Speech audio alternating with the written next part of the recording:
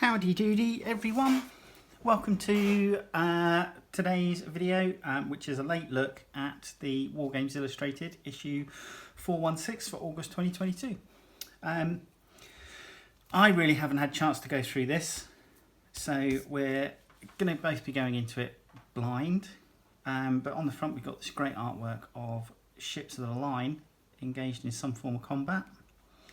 And a Viet Cong showcase, Gloucester's Last Stand, which will be from the Korean War, and Arabian Nightmares.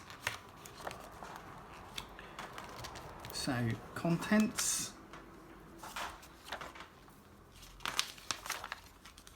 And we've got this double page spread for the Black Powder Epic Battles from Wargames.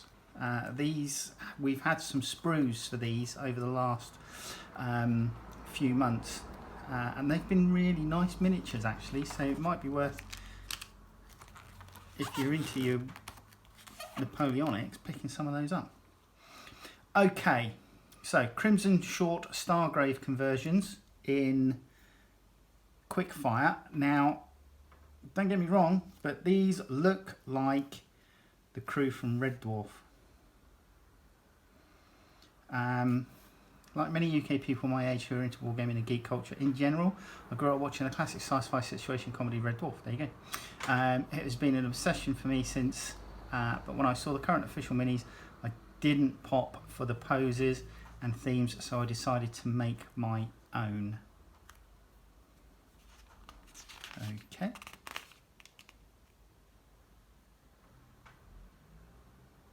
So we've obviously got Rimmer,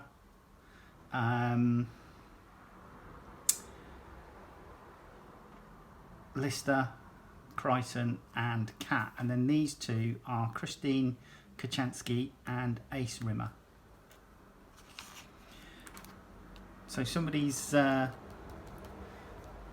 a build for the one of the ends for the Arnhem Bridge for 1944 role playing and creating Celtic crosses. Right, observation post, new and forthcoming Wargames stuff you need to know about. So we've got some great Crooked Dice Vlad's Army feature pack, so looks like zombies and weird bats, possibly. There's a large bat anyway. Bat swarm. Dawn of Iron. So this looks like early battleship wargaming, using things like monitors and that sort of thing. And Osprey Games Frostgrave Fireheart. So this looks a little bit steampunky. There's a possibly Chinese woman here with a very sort of like steampunk aesthetic augmetic arm. That looks really nice. Right, release radar. Dom Saw checks out new and upcoming releases that are showing on his release radar. So we've got these 6mm set of village houses. We've got some tents and other bits and pieces. These items here look like they're laser cut MDF from warboss.co.uk, Border River Range, and Micro Art Poland. They have created a new range of high density fiberboard buildings for World War II era Normandy. So these look good. Again, potentially 28mm scale.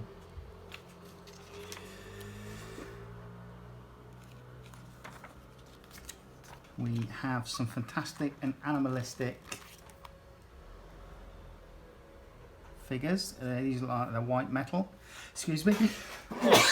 Oh, sorry. Do apologise. Excuse me. Some massive mammals. Two-part resin printed elephant with extra details. I'm not seeing a scale mention those, but these are blitzkriegminiatures.com. And then we've got Blighted Seas warships from myminifactory.com. Okie dokie then. Okay, full paper jacket. What books have we got? So, Ancient, we have Karhay, 53 BC. We've got Leipzig, Battle of Nations. Voices of Russian Snipers here. And British cavalrymen and German cavalrymen from World War I by the look of it.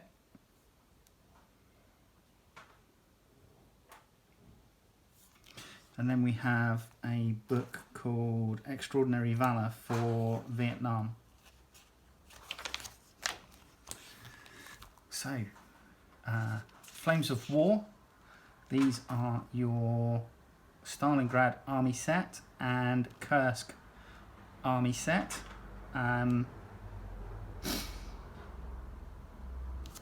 So we've got German versus Soviet, contains 44 infantry teams, 9 guns and 3 tanks. And then with the German versus Soviets Kursk, you have 21 tanks. So it looks like 1, 2, 3, 4, 5, 6, 7 tanks for the Axis, and that would make 14 for the others.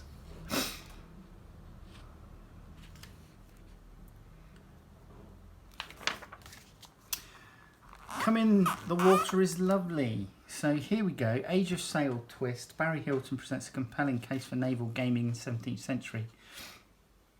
So all at sea thread. So this is looking at some of the naval warfare from 1600s to 1700s. It's got brief info on scale there as well.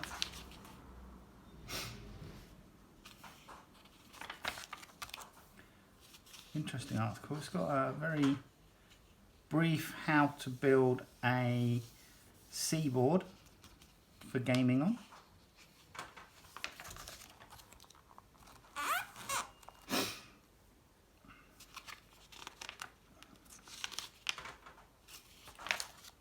Okay. Viet Cong showcase.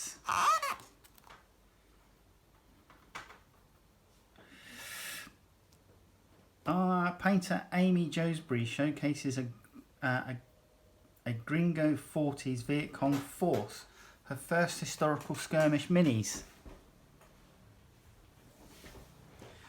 So we've got some Russians here. And then we're into the VC.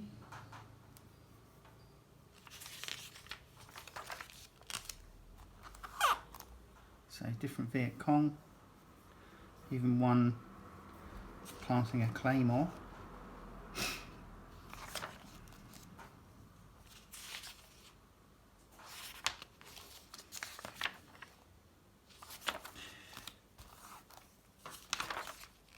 And then All at Sea. So this is the thread for the magazine, All at Sea.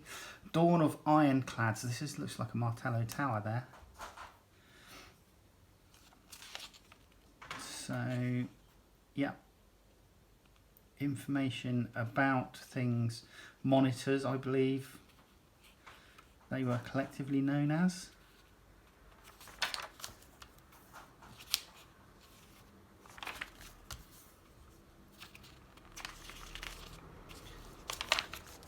And Arabian Nightmares. Historical fantasy goals for rampant games. Wow. Okay. So these look good. A green and flesh-toned one. There's some sort of troll with a rock there.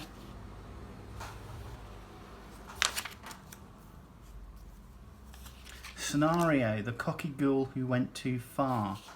Okay.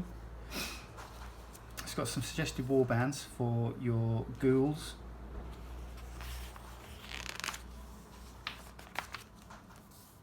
History of the Spanish Marine Corps. Miguel Lopez Gonzalez de Leon created 15 moments in history dioramas to show the evolution of the Spanish Marine Infantry.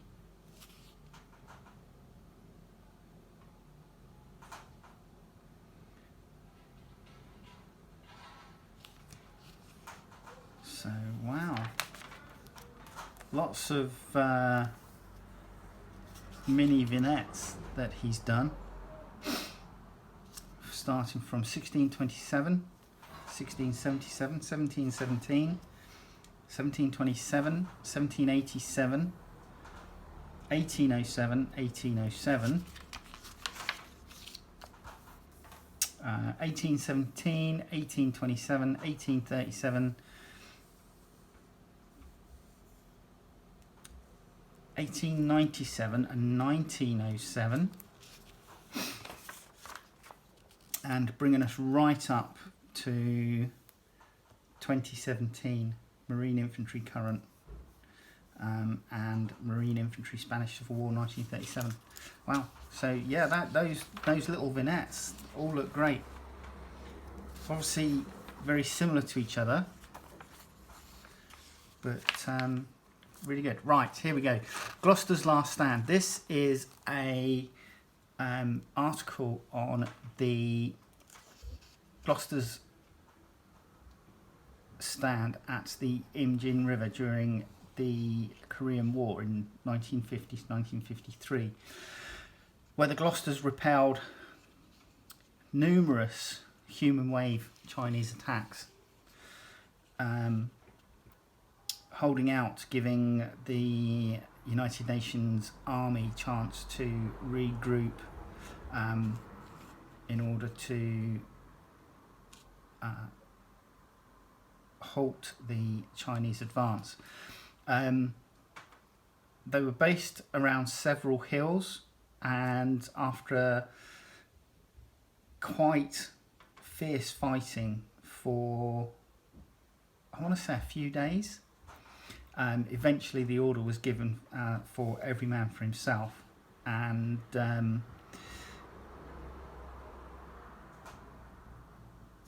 they then did escape and evasion from their positions to their own lines. It says here 170 out of 850 nominal troops were able to muster.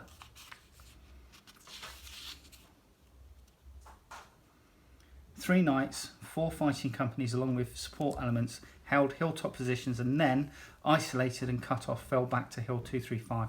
With failed relief attacks, missed airdrops, expended ammunition and drained radios, the battalion finally issued the order for individual breakouts, but just the remnants of one company succeeded in evading capture.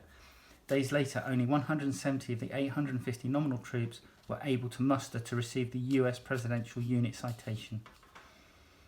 So yeah, big thing for the Gloucesters.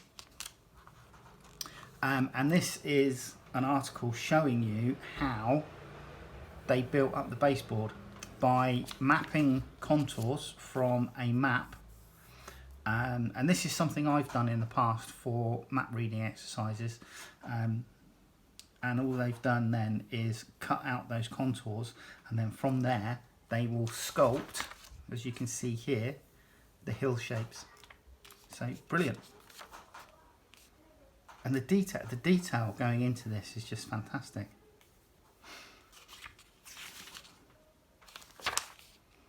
Right, MDF tips and tricks, 28mm ship of the line. So this looks great. I'm liking this. I wonder how much that is. Can I see a price? No. Nope. That's a shame. But it does look good. I'm looking at this, and as someone that is starting on the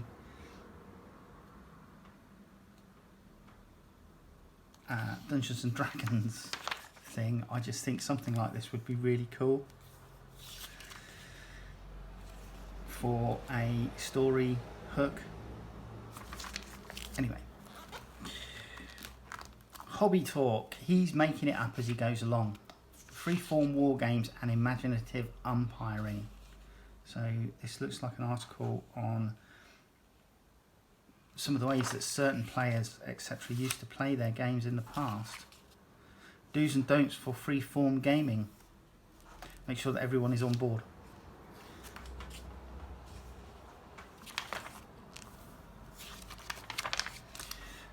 The Tyburn Jig. As part of this month's All at Sea theme, Pete Brown goes wargaming with 18th century smugglers and revenue men. So that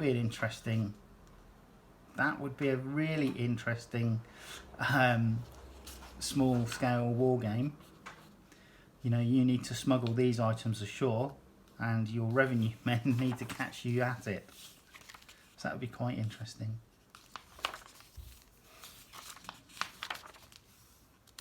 How to build an Arthurian gateway and ramparts. Excellent. So we've got step-by-step sort of like gatehouse build, which looks really good.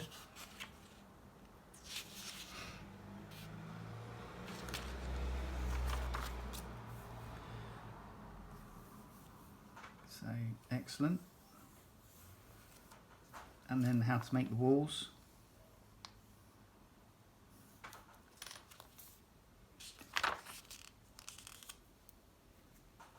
Yeah, how to finish it off. So a nice step-by-step build, which is great.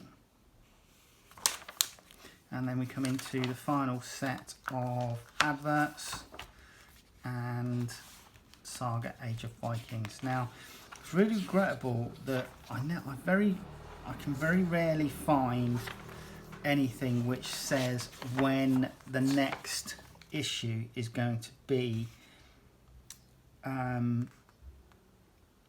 available for purchase.